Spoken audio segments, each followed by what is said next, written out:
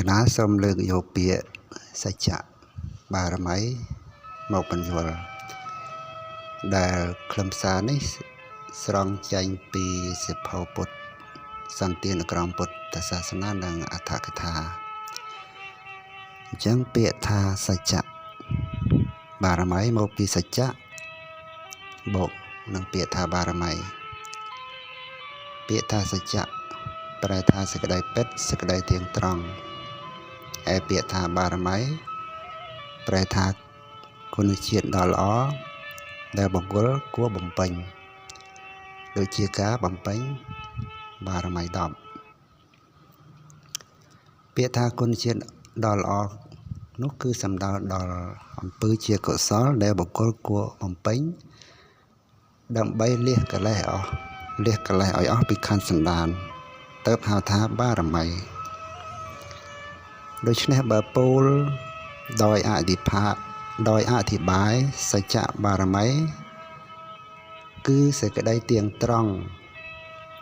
មិនពោលពាក្យកុហកមិននិយាយឲ្យខុសឲ្យផ្លិតពីសភាវៈពិតឬក៏មិនពោលបំភ្លើសឲ្យលើសហួសពីការដឹងការឃើញដោយតាំងចិត្តបរិសុទ្ធពិតត្រង់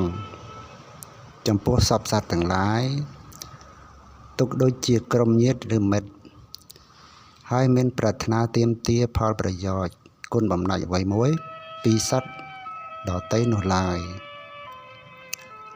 គឺតាំងចេតនាឲ្យតែទៀងត្រង់ដើម្បីកម្ចាត់បងនៅ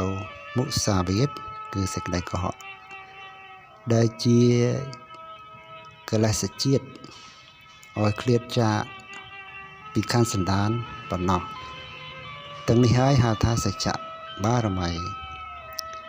សច្ចៈបារមីនោះគឺគុណជាតិជាគ្រឿងដល់នៅត្រូវគឺព្រះនិព្វានព្រោះតែសេចក្តីទៀងត្រង់នេះជាន័យមួយនៃពាក្យថាសច្ចៈបារមីសច្ចៈបារមីចែកចេញជា3យ៉ាងជា3កម្រិតគឺកម្រិតសច្ចៈបារមីកម្រិតសច្ចៈឧបបារមីថ្នាក់កណ្ដាលនិងកម្រិតខ្ពស់ហៅថាសច្ចៈបរមត្ថបារមីសច្ចៈបារមីគឺការមិនពោលពាក្យកុហកឲ្យខុសឲ្យផ្លិតពីសភាវៈពិត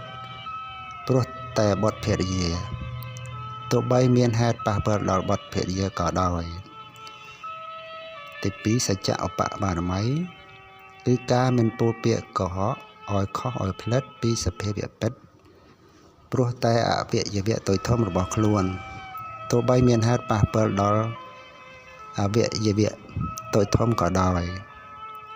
ហើយទី3គឺសច្ចៈបរមត្ថបារមីគឺការមិនពោលពាក្យកុហកឲ្យខុសឲ្យផ្លិតពីសភាវៈពិតព្រោះតែជីវិតរបស់ខ្លួន